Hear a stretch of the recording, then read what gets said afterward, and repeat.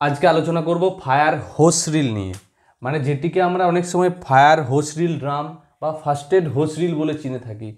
এই ফায়ার হোস রিল আসলে জিনিসটি কি, কিভাবে কাজ করে, কোথায় কোথায় কাজে লাগাতে পারবো, এটি কি নিজে নিজেই আগুন নিভিয়ে দেওয়ার ক্ষমতায় আছে, বা যে কোনো জায়গায় যদি ফায়ার হয় তো সেটিকে আমরা কিভাবে কাজে লাগাবো, মানে কোনো জায়গায় যদি আগুন লাগলো তো সেটিকে দেখে আমরা এর সাহায্যে কিভাবে আগুন নেভাতে পারবো।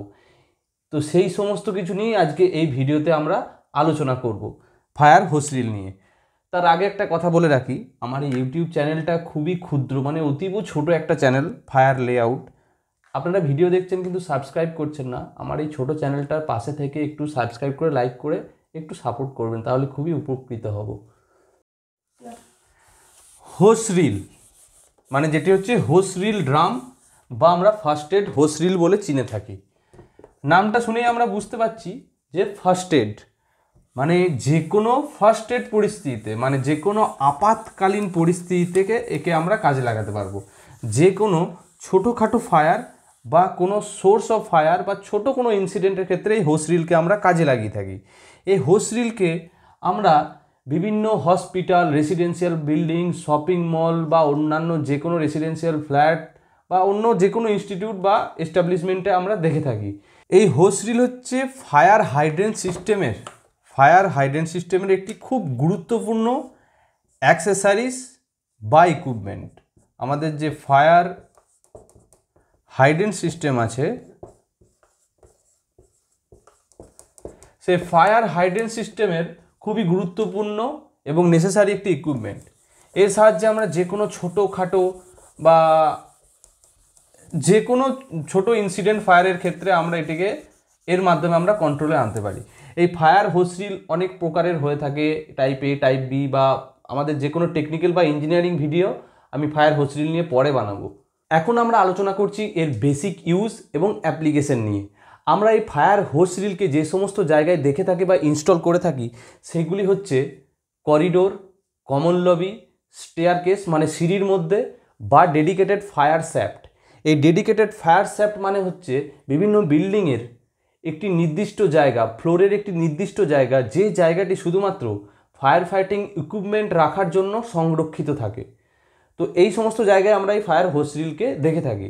এবার এই ফায়ার হোস রিলটি আমাদের যুক্ত থাকে ফায়ার হাইড্রেন্ট সিস্টেমের পাইপের সাথে। যেই হাইড্রেন্ট সিস্টেম পাইপের কাজ হলো ফায়ার পাম্প এবং পাইপলাইনের মাধ্যমে জলকে সংরক্ষণ করে রাখে হিউজ প্রেসারে। সেই জল আমরা পাই কোথা থেকে? সেই জলকে আমরা পাই আন্ডারগ্রাউন্ড বা ওভারগ্রাউন্ড ট্যাঙ্ক থেকে। ওভারগ্রাউন্ডের থেকে বেশিরভাগ ক্ষেত্রে সেটা ছাদের থেকেই হয়ে থাকে।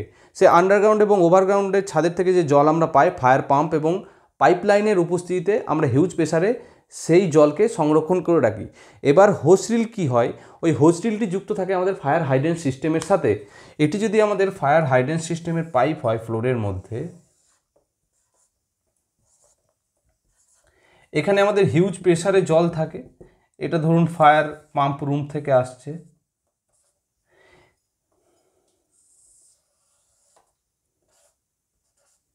এবার এখানে হিউজ প্রেসারে জল থাকে।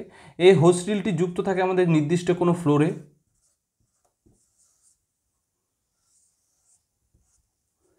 এটি ধরুন আমাদের হোস রিল। তো এবার এই ফায়ার হাইড্রেন্ট সিস্টেমের কাজ হচ্ছে জলকে স্টোর করে রাখে নিজের সিস্টেমের মধ্যে, নিজের পাইপলাইনের মধ্যে ফায়ার পাম্পের উপস্থিতিতে। এবার যখন কোনো ফায়ার হয়, মানে আমরা যে কোনো ফায়ারকে ফাইট করার জন্য যখন যে কোনো ইকুইপমেন্টের মাধ্যমে, যেমন হোস রিল, হাইড্রেন্টের মাধ্যমে আমরা যখন জলকে নিই বা জলকে ব্যবহার করতে শুরু করি, তখন কি হয়, এই পাইপের মধ্যে যে হিউজ প্রেসারে জল থাকে সেটা সাডেনলি খুব তাড়াতাড়ি প্রেসার ড্রপ করে। তো প্রেসার ড্রপ করার ফলে হয় কি, আমাদের জলের পরিমাণ কমে যায় এবং লাইনে জল কম হতে শুরু করে। তখন আমাদের পাম্প হাউসে থাকা প্রেসার ড্রপ সেন্সারের মাধ্যমে পাম্প হাউসের পাম্প বুঝে যায় যে আমার লাইনের মধ্যে প্রেসার ড্রপ হচ্ছে, আমার লাইনের মধ্যে জলকে ইনক্রিজ করতে হবে। তখন সেই প্রেসার ড্রপ সেন্সারের মাধ্যমে যখন পাম্প বুঝতে পারে যে আমাকে প্রেসার ইনক্রিজ করতে হবে, তখন অটোমেটিক্যালি পাম্প চালু হয়ে যায় জলের প্রেসার ইনক্রিজ করার জন্য। এটা অ্যাডভান্স সিস্টেমের মধ্যে হয়ে থাকে। যে কোনো ছোটোখাটো সিস্টেমের ক্ষেত্রে তখন কি হয়, আমাদের ম্যানুয়ালি পাম্প চালু করার প্রয়োজন হয়। এবার যখন ফায়ার হয় তখন এই হোস রিলের সাহায্যে আমরা ছোটোখাটো ফায়ারকে কন্ট্রোলের মধ্যে আনার চেষ্টা করি। এই ফায়ার হোস সিলটি হচ্ছে একটি 20 mm মানে 20 mm এর একটি ফ্লেক্সিবল পাইপ, যে পাইপটি আমাদের গোটানো থাকে একটি ড্রামের মধ্যে। মানে একটি পাইপ, এই পাইপটি আমার গোটানো থাকে একটি ড্রামের মধ্যে। এই পাইপটি হয় 20 mm ডায়ামিটারের, আর এই পাইপটি টোটাল লেন্থ হয়ে থাকে 30 মিটার মানে 30 মিটার। 30 মিটারের টোটাল লেন্থ আমরা পাই, আর এর ডায়ামিটারটা থাকে 20 mm, যেটি আমাদের গোটানো থাকে একটি ড্রামের মধ্যে। সেই জন্য আমরা এটাকে হোসরিল ড্রাম বলে থাকি। আর এর এই যে এক প্রান্ত মানে স্টার্টিং পয়েন্টটা আমাদের যুক্ত থাকে হাইড্রেন্টের সিস্টেমের সাথে, হাইড্রেন্ট পাইপের সাথে। আর এর মাঝে থাকে একটি আইসোলেশন ভাল্ব, সেটি বল ভাল্ব হতে পারে, গেট ভাল্ব হতে পারে, হুইল ভাল্ব হতে পারে, যে কোনো একটি ভাল্ব।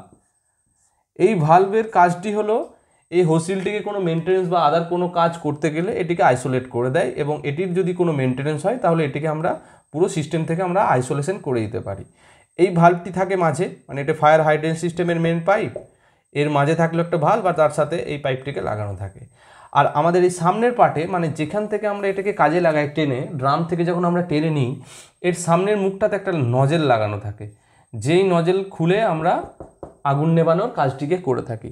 এবার এই হোসরিলের টোটাল লেন্থ হচ্ছে 30 মিটার। তো এটি যেখানে ইনস্টল থাকে সেই জায়গা থেকে 30 মিটারের সারাউন্ডিংয়ের যে কোনো জায়গা পর্যন্ত আমরা এই হোসরিলটিকে নিয়ে পৌঁছে যেতে পারি আগুন নেভানোর জন্য। এবার আগুন নেভানো হয়ে গেলে আমরা কি করব, আবার এই নজেলটিকে বন্ধ করে দিয়ে আমরা এটিকে পুরো ভালো করে শুকিয়ে নিয়ে আমরা আবার ড্রামের মধ্যে গুটিয়ে রেখে দিই। আর এই ভাল্বটিকে আমরা তখনই বন্ধ পজিশনে রাখবো যখন আমরা মেনটেনেন্স করব, না হলে এই আইসোলেশন ভাল্ব অলওয়েজ আমার ওপেন পজিশনেই থাকবে।